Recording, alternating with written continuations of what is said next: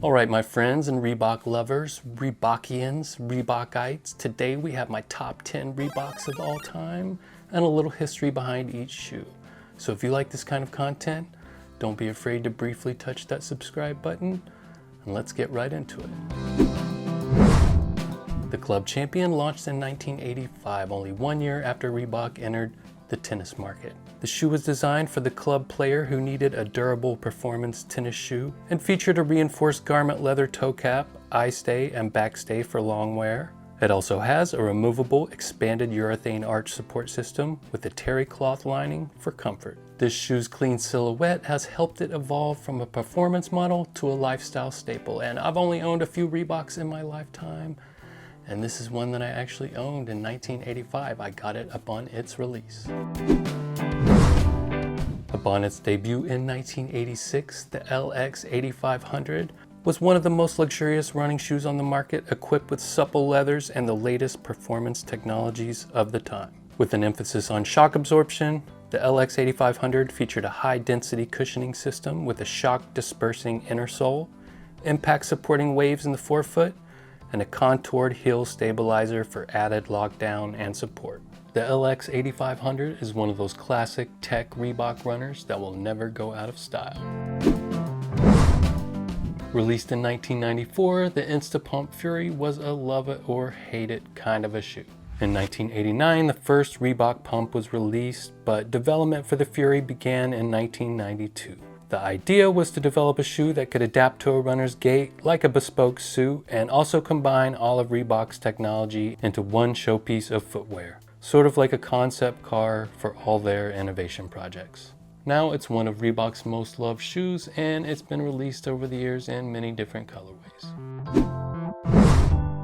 In 1983, Reebok launched the classic leather running shoe, a garment leather reinterpretation of Reebok's performance runners like the AZTEC, and it defied the market shift to other materials with a stylish lifestyle unisex audience in mind.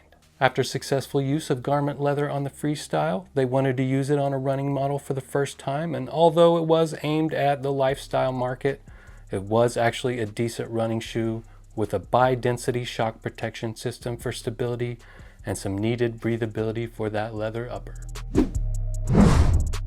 In the 1990s, Reebok needed a superstar, and they had their eyes set on Iverson. Allen went to Georgetown, which was a Nike school, and one could assume that he'd go that route, but Reebok came in hard with a $60 million 10-year deal, which was the highest guarantee anyone had ever gotten in shoes, plus an immediate signature model, the Question. It was a shoe that had already been designed, but once Iverson got on board, the rest is history. Released in 1996 in both the mid and low top, they feature a leather upper with a mesh tongue and pearlized or suede overlays, hexalite cushioning, and a full transparent outsole.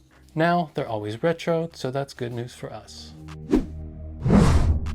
The Reebok Ventilator debuted in 1990 with new footwear technology that promoted breathability.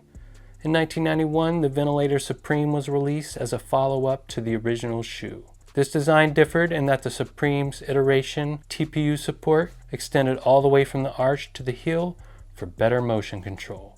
It's a well-loved shoe that receives a random release here and there and a collaboration now and again, and it's always a good summer jam for breezy feet. Breezy feet.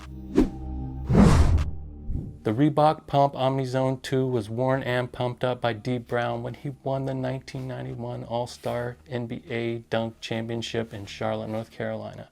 And this gave the shoe some great marketing and hype. Oh, he's pumping his shoes up. Oh, there you go. There's first of all, he's got the favorite right there. He's pumping up his shoes.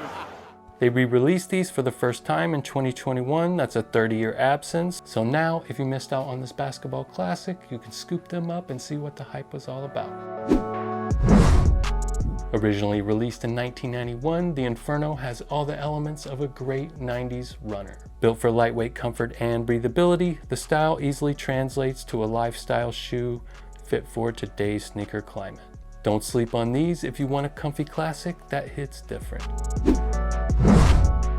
DMX was Reebok's sole technology, similar to Nike Air in the 1990s, But rather than being made from one continuous air unit, DMX was composed of 10 pods that allowed the air to flow from one pod to another for better weight distribution and support throughout the sole. The DMX Trail Shadow Low is made with mesh uppers that are overlaid with trusty TPU reinforcements for a technical look most aren't used to from Reebok, which is what makes these a well-loved design from the brand. Originally released as a track shoe for women in 1979, the AZTEC sleek design was both lightweight and high-performing. For Joe Foster, one of Reebok's founders, the AZTEC OG was a game-changing moment in the brand's history. The point in time when Reebok stopped being an athletics company in the north of England and became an international sneaker powerhouse it is today. Another classic Reebok runner, and that's it. I hope you guys enjoyed this list of my top 10 Reeboks of all time that I could think of anyhow. Thank you for watching. Later.